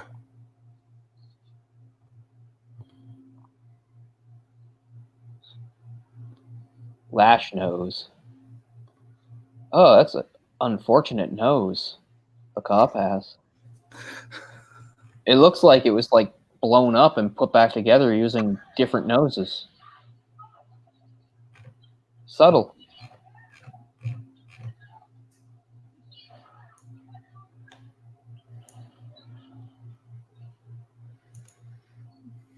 So do you remember what they look like when they like get the power of the medallion? No. Oh, you're in for a treat.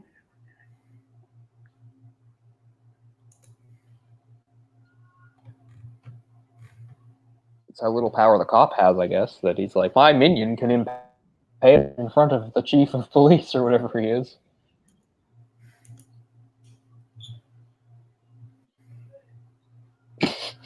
Wow, you guys aren't very coordinated for martial artists. I don't think I would charge at somebody and then fall down an elevator shaft just because they took a step to the side, but then again, he's got Vanilla Ice moves. Sure does.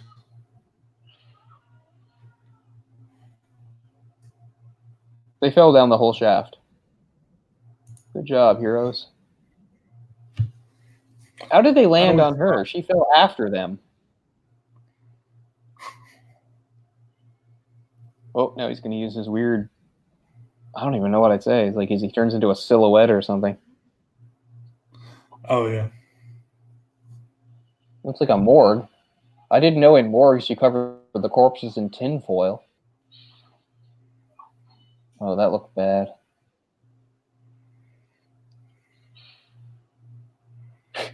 Wow. I mean, at least some of the other fight scenes were somewhat competently staged, but that was bad.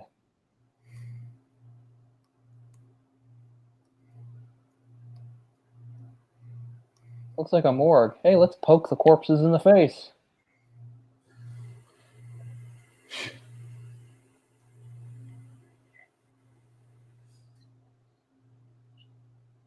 This movie sucks. Come on, the bad guy's awesome plan is awesome.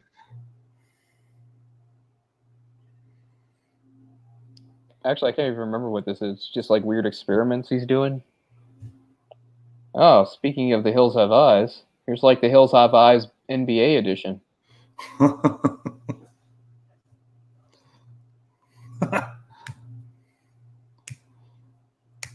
gonna dunk you.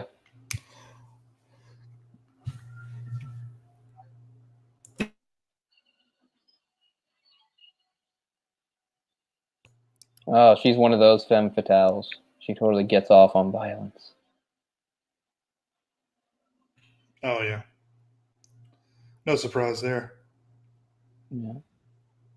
Probably the best one was also Bond in the 90s, the Goldeneye, Xenia Onatopp. She has like looks of ecstasy while she's crushing guys with her thighs. What actress is that? She was really attractive. Goldeneye. Is that the one that played Jean Grey? Oh, was it? I'm not sure. I'm just guessing. Femke. Oh yeah, that's it. Yeah, that's who it was. Yeah. Yeah. Okay. Yeah. Yeah, she would have been young there. Yeah.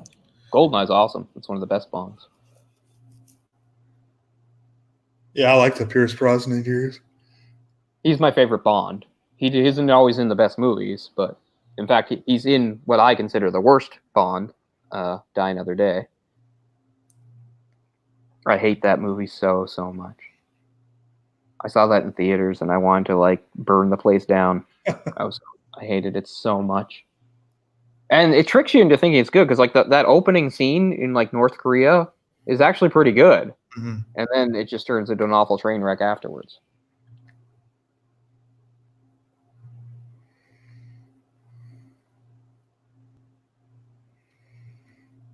Well, and even like this big building and stuff reminds you of the Mario Brothers movie. It reminds you of like Koopa's hideout or headquarters. It's amazing how all these movies just bled into each other in such a bad way. Well, excuse me, princess. Oh, God. And to think that's not even the worst Zelda. No. Because of those CDI games. Which I still, every once in a while, watch the footage of on YouTube just because they're so hilariously terrible. The Link looks like some sort of like deranged Christmas elf.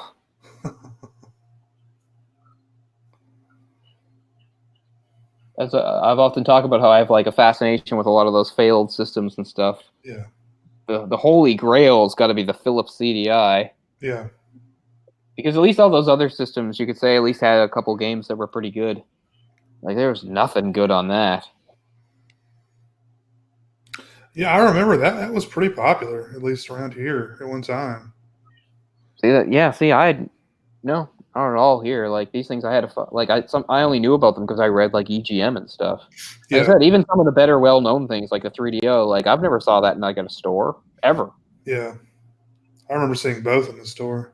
Yeah, that's crazy to me. Like, playing the demos and stuff, and I never actually played the system, anywhere. Yeah, I didn't know anybody that had either one.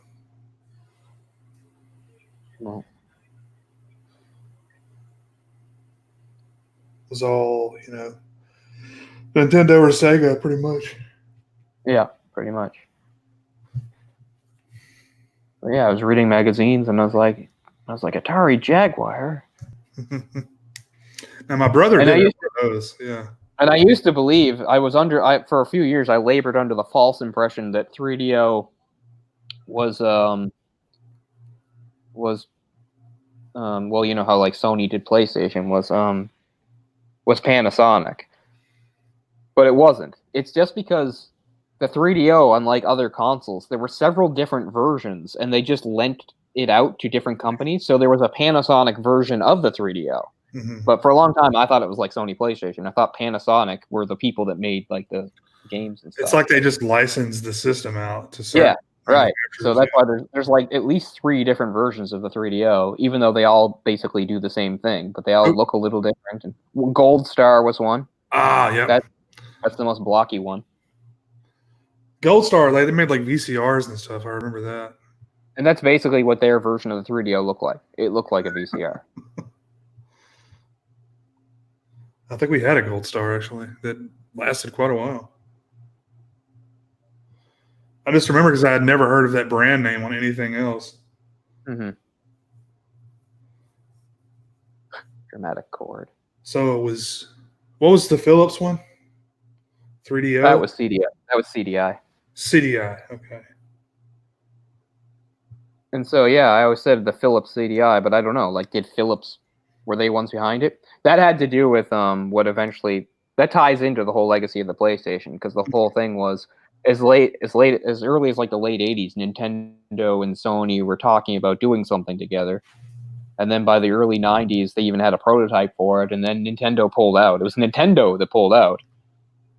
And then at some point with Philips and pulled out of that too. And then Philips were like, fuck you, we'll make our own thing. And that's basically what Sony did too. Except Sony was actually successful. They tied them up with electrical tape. Any idiot can break that. Oh, okay. We missed a bit. So one of the brothers and the girl got away, but one of the other brothers is captured. I missed that. I thought they were all captured.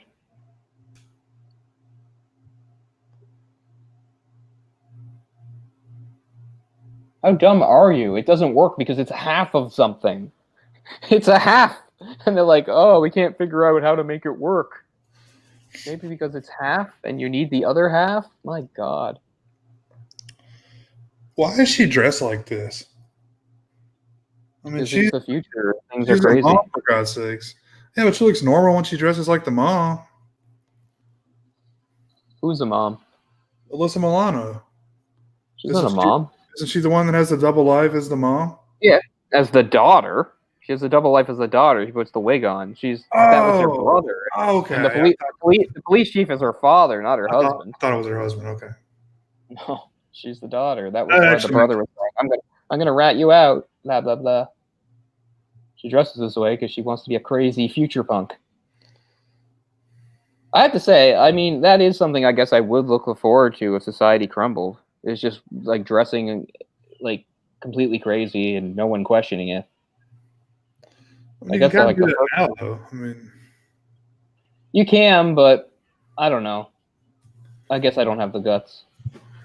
Not that I really want to dress crazy, but I just mean it's supposed to be tactical too, and yet it never is tactical. I like really bright colors and like hot pinks and neon greens and yellows and shit that I would never, actually wear. Yeah. I like those colors a lot. Actually, as an adult, I've started wearing more bright colors than I wore as a kid. For a long time, blue was like the only thing I wore. Now, blue is still at least 50% of my wardrobe. Mm-hmm. But like it used to be like if it didn't come in blue, I didn't buy it. Kind of used to how it be. But at least with like my hoodies are fairly colorful. I've got a red hoodie, an orange hoodie, a yellow hoodie, a green hoodie, a purple hoodie. So at least my hoodies are colorful, if nothing else. Oh yeah, I've seen some really cool looking hoodies. Hoodies are my go-to. Oh. If I live to be 100, I'll still wear hoodies. Even though once you see a man who's like over 50 wearing one, it looks a little odd. I remember that's one of the few things that I remember about like some of the Saw movies is you've got like Tobin Bell walking around in like a black hoodie, and it just looks wrong. This old man in a hoodie. Yeah.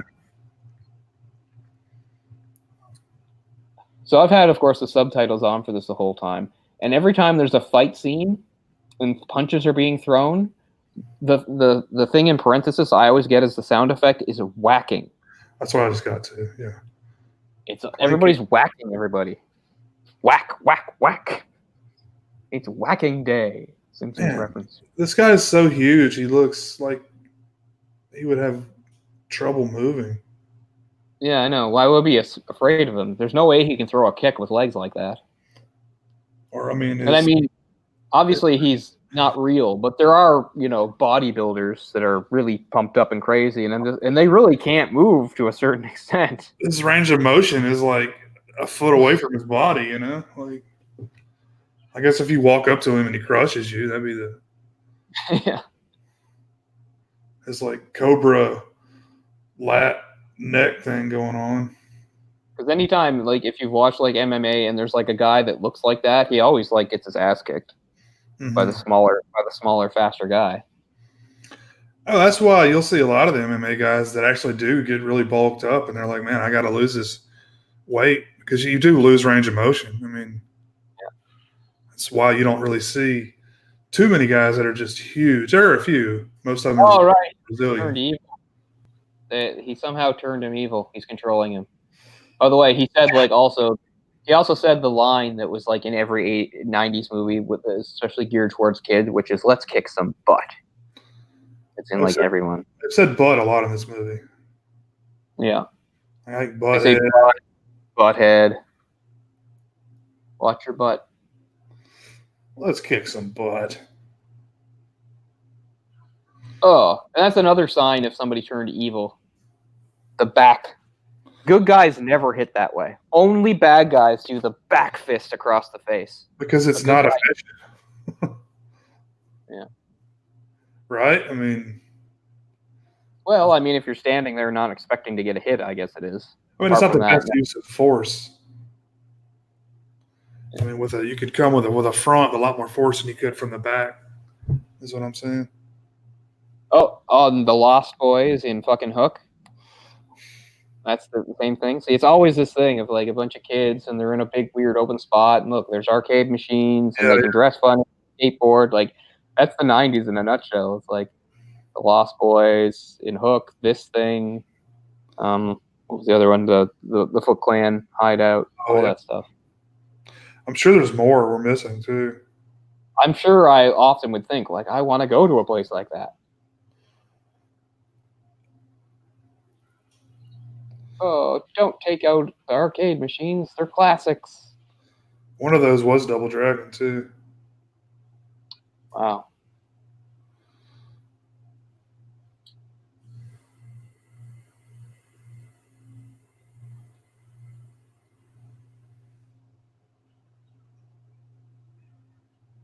Oh, that's a great idea.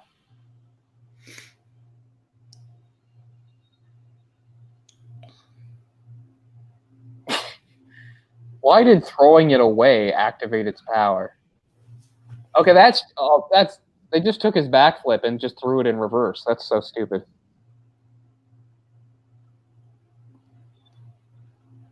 No, that was a real thing. It was obviously reversed. Yeah.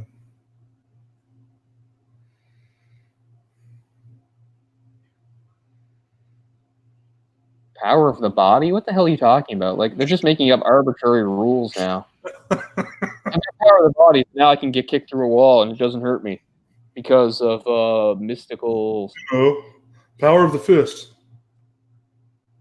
Yeah.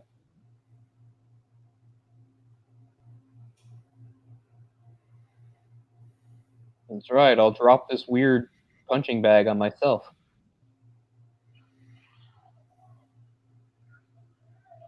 Power of the body. Oh.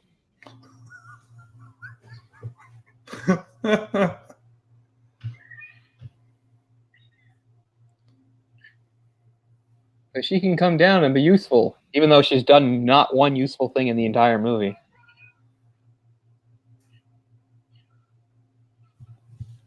Well, talk about forgetting your training. What the hell's he doing? Okay, there's an actual kick. Everything else was just ridiculous flailing. The subtitle should say that. Ridiculous flailing. Yeah. What? He hit him a few times and now he's back to normal? Kick your butt. The bad guy's butt. Butt. Let's do it. Let's kick some shell. Yeah.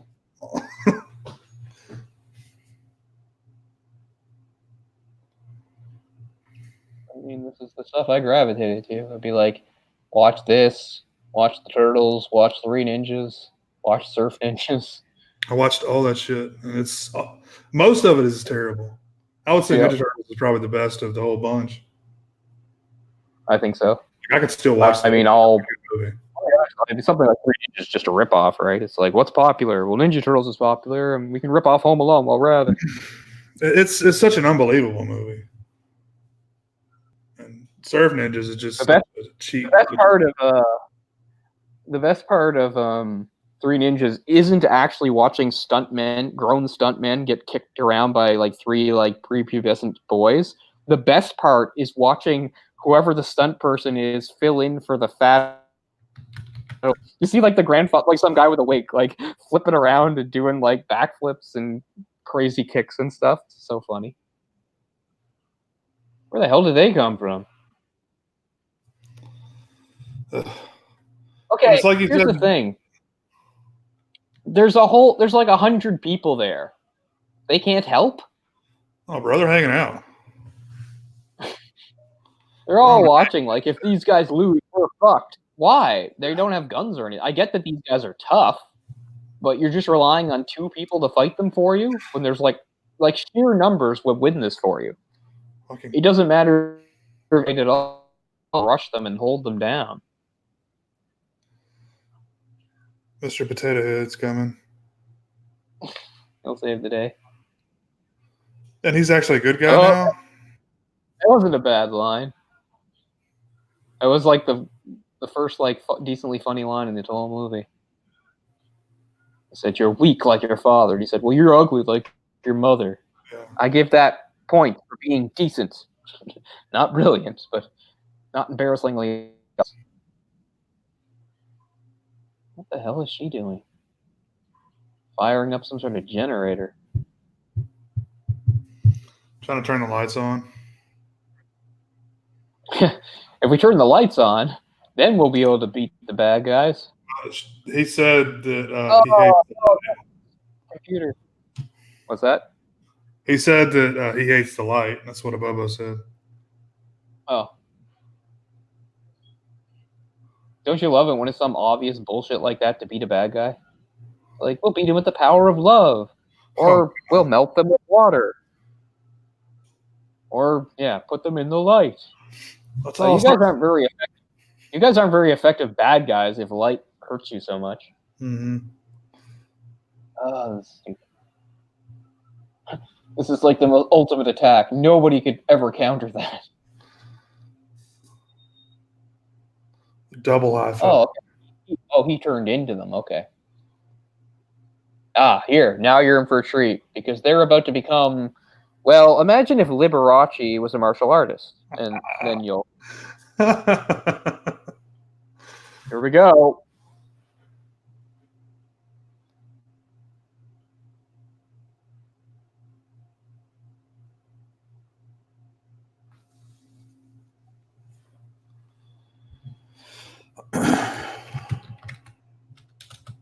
So I guess she really did die because now she's appearing in like ghost form. I guess I must have missed it.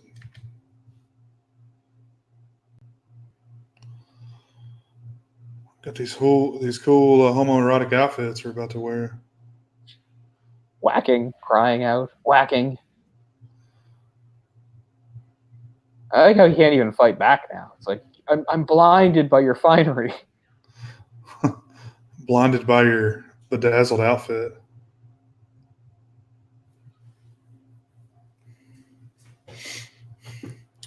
All those crystals.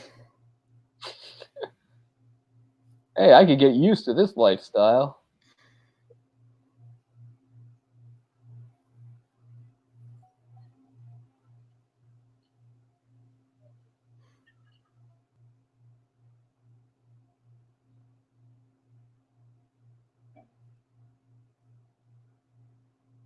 Oh, that's so stupid.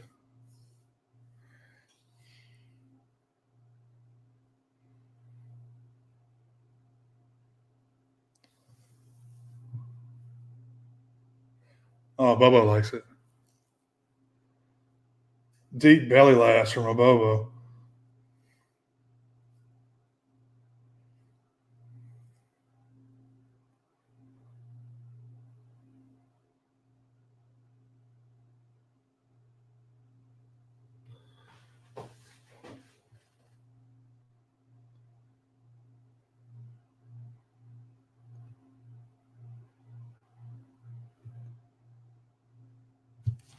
Lost Cole.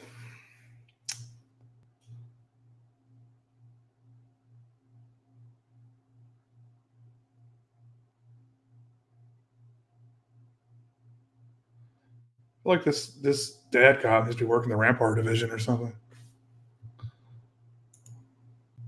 God damn it. It's been a while since that happened. Yeah. Well, we're near the end.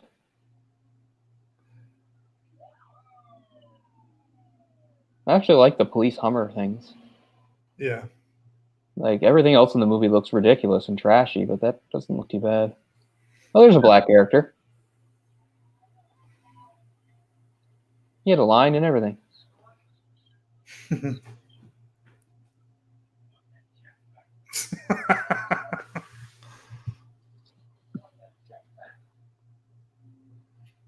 I wonder exactly what they're charging him with.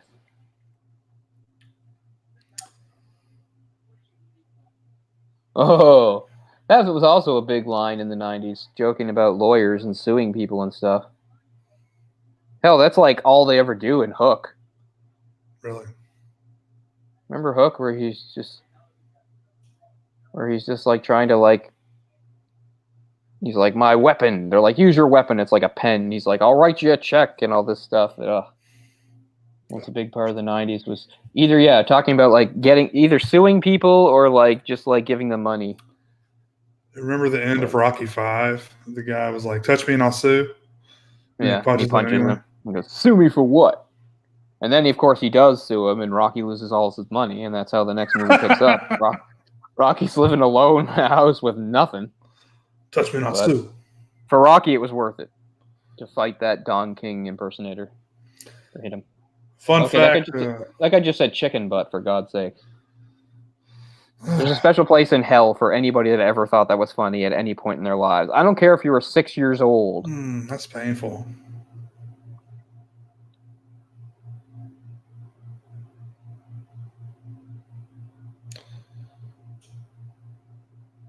Look, he's also been brain damaged too, for God's sakes. They ruined his body, but clearly they damaged his brain too. But he seems happy, so it's a good ending. Well, there's no way to fix you, but you're laughing a lot, so I guess it's okay. And yes, they do let him drive.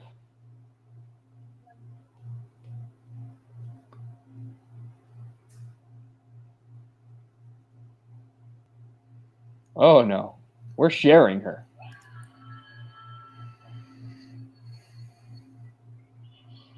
Oh, that's so weak. I mean, they screamed even before they started driving. Well, look, the waiters. You guys can just go back to bussing tables. Is that how it really ends? Wow, that's what it ends on. The poor henchmen that are out of work now. I mean, it shouldn't be that hard. Good job, James Yukich. Oh my God, Paul Dini worked on this? I never knew that. Oh. What movie is next for you? Next? What do you mean? Is it bringing up one to autoplay? Not yet. Something called Kicking It Old School for me. I've heard of that. I will not be watching that. Never mentioned the trenches of Belgium when they stopped by. What the hell music is this? But man, I can't believe Paul Dini worked on the script. That is. I mean, I get it. We all do things we weren't proud of. We all take jobs. Scott Wolf, okay. But I was going to say earlier, the guy that says "touch me and I'll sue," that's the doctor that eats the heart in Jason Goes to Hell. Jason Goes to Hell. I never knew that. Some amazing roles. What the hell? Why is a song about World War I playing? I can see the lyrics, so it's actually about World War I.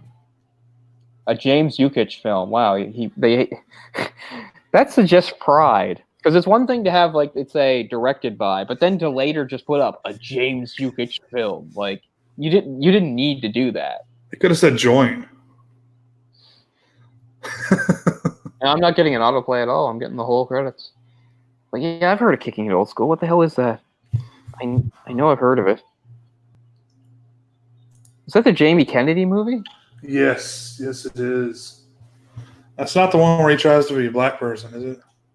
Yeah, it's even weirder than that. It's like he was like an 80s homeboy, wanted to be a black person, and then he like goes into a coma, and then he comes out of it in like in the 2000s and tries to win a dance competition or something.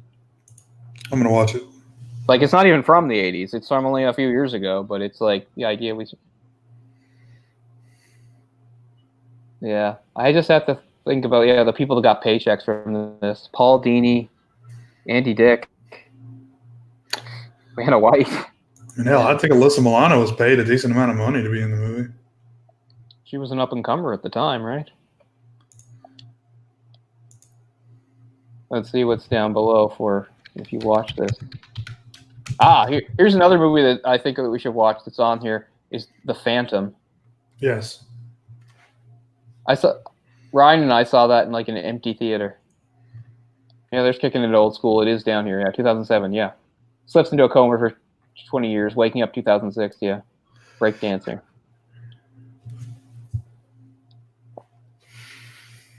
Yeah, boys, the sixth day. That was the amazing, more because it's just amazing that it exists. God damn, that was worse than I thought it would be, man. That was terrible. Terrible movie, start to finish. Absolutely terrible. Like I said, just like as much as I love the 90s and like to reminisce, it's like all the worst things about the 90s thrown into this movie. Robert Patrick that's like one of the worst villains of any movie ever. He's not even in it very much. Because most of the time they're like fucking weird, screwing around with effects, so he turns into different things.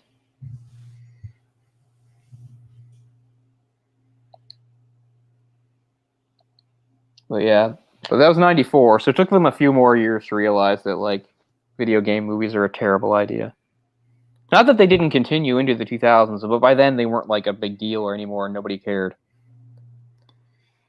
Like, this movie probably had some hype about it. They're like, yeah, a Double Dragon movie, that's a good idea. Double Dragon's a super popular game. It's already got like 3 or 4 sequels. They probably thought, this movie will have 3 or 4 sequels. Well, no.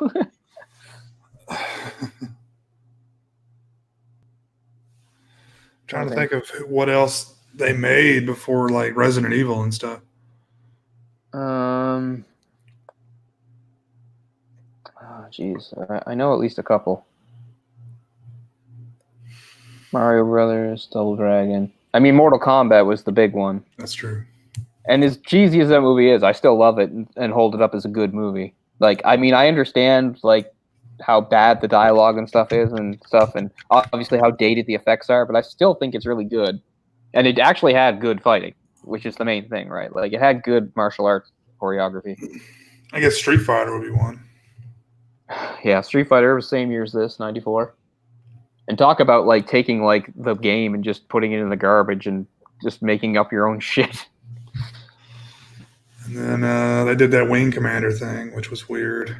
I don't even remember it, but I actually saw that in theater. It's one of the worst movies I've ever seen in theater. Wasn't it all like a not a cartoon, but it was animated, right? Nope.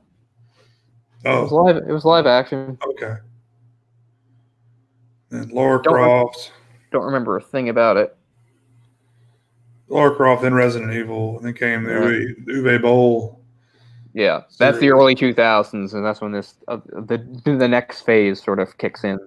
I would say it's like a second phase of the 90s ones were uniquely horrible in their own way, and then the 2000s had their own horrible style.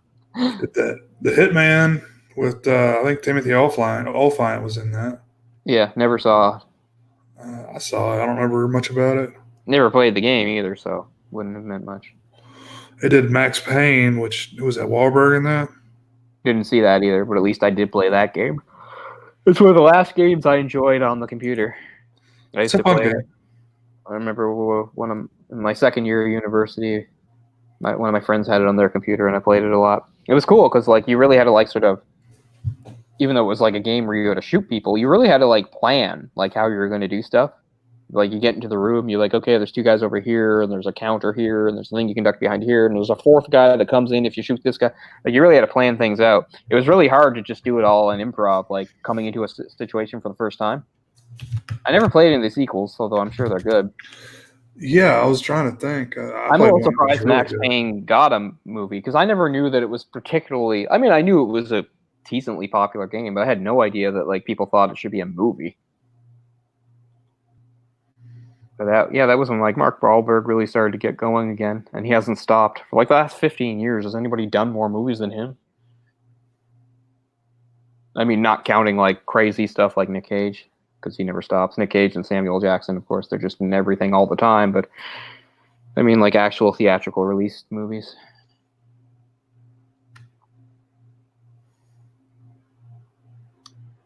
Yeah, video game movies are not good. And yet they still always talk about making more. Let's make a Metal Gear Solid movie. No.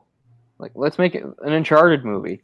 No. I think they Leave did. them alone. It's in the process. Yeah, I think the Uncharted one is actually going to happen. I just don't understand what you could benefit from. Like, let's take something that's usually like way longer and is perfect as it is, but now we'll get an approximation of it. We'll get somebody who's not him, who doesn't look like him, but looks kind of like him, sounds like him, and no, you don't get to play, you get to watch, and it's only 2 hours. Like, I'm not saying it would be great if it was 15 hours. I'm just saying, games versus movies, what's good about them, and I don't know what they think they can extract what's good about the Uncharted series and make that good as a movie. I just don't see it. So, yeah. They just keep trying to make video game movies, and it just keeps not working at all. I mean, maybe they've gotten a little better since Double Dragon, but is that your bar? Because this is a goddamn terrible movie, as we said. Like Uncharted, that movie's been done before. It's the game that makes it unique. Yeah, exactly. It's like a globe-trotting adventurer off in search of artifacts while bad guys chase him. It's Indiana Jones. Yeah, exactly. He's the 21st century Indiana Jones, more or less. See what he says on his TV tropes page. Nathan Drake doing Indiana Jones's job since 2007. Did you play 4? Yep, I got 4. I played 4, and then actually my wife bought me the PlayStation 4 that came with it. And the code got lost. They don't do disc anymore. It's just a download code. Huh. And because actually, when I got my PlayStation 4, mine was a bundle too. There were a couple ones I could choose from, and I got the one with The Last of Us, which was actually a PS3 game, but I got the PS4 slightly updated version. Yeah. And I got that, but I had that code. Yeah. I wonder about that sequel. It's coming soon, right? That sequel's coming soon. I don't know. I really like it, but I don't feel like that story needs to be continued. I felt like it worked so well. Like, I don't want to see that girl older. I agree. But yeah, I love that story. Actually, if we're just talking about stories and zombies, but anything with that infected type thing, that's my favorite story ever involving infected. Except for maybe the overarching, long, meandering, crazy story that is Resident Evil. But that's what I'm excited about too, Resident Evil 3. Now it sucks because for me, April's gonna be an expensive month for me. Because way back in the summer, I pre-ordered, of course, the game I care the most about, the Final Fantasy VII remake, and I pre-ordered the deluxe edition that's going to cost me like $100. I don't care. It's Final Fantasy VII. Love it. I'll pay $200. I'm crazy. But anyway, it was supposed to come out March 3rd. Now they pushed it to April, which is the same month as Resident Evil 3. And I know if I had any restraint, I could say, well, you know what? You don't have to buy Resident Evil 3 in April. You could push it back a month or two, but I doubt I will. I'm going to replay through 2 again. The remake, of course. As soon as it gets up here, I'm getting it mailed back up to me this week. That's cool. A couple things I left in Sydney. Yeah, Double Dragon games are hard, just like all things. Nintendo hard. That's the old thing. Yep. But it's fun playing with this controller. Yeah. It really builds character, those games, I think. Because you die, but then you stick with it. Right? That is true. Now it's just like a checklist thing. It's like you just want to say that you beat the game. But, before it was like you had to work. You had that damn thing memorized by the time you actually beat it. Yeah. In a way, I guess I'm glad. Like when I play something like the Spider-Man game or something, I wouldn't like the idea that if I died, I'd have to go way back to the beginning. No, yeah, but they're much more advanced games now. Yeah, but in something like Uncharted, if you die, you don't really even lose any progress. You just jump right back into where you died. Mm-hmm. So I don't know. It's just work to the next checkpoint type thing. Yeah, because in all of those old games, of course, you got maybe 2 or 3 lives, and that was it. And in some games, some of the harder games, you had a continue or 2. I've been playing the new Wolfenstein lately. It's a lot of fun. That's cool. what I really want to play again, and I wish would get released on the Virtual Console, is the Turtles games. Like, where the hell are they? Especially 3. I loved 3 so much. I haven't played that in so many years. I still own the box for that and everything. Is that the Turtles box art, in by Time? the way? No, that was the last one for the NES, and then Turtles in Time was technically the 4th. The 3rd one was called the Manhattan Project, and it was about, like, Shredder somehow making Manhattan. He, like, ripped it into the sky and made it float. But what's funny is, like, if you look up the box art for that, it's one of those lying things. Because at some point, either on the show or in the comics, the Turtles did have an enemy that was like a humanoid guy, but he had like a head of a Triceratops. Mm-hmm. By that point, I wasn't watching or reading anymore, so I hadn't seen him. But he's on the cover of that game. He is not in the game at all. Oh, that's fun. But that's a great game. I love that game.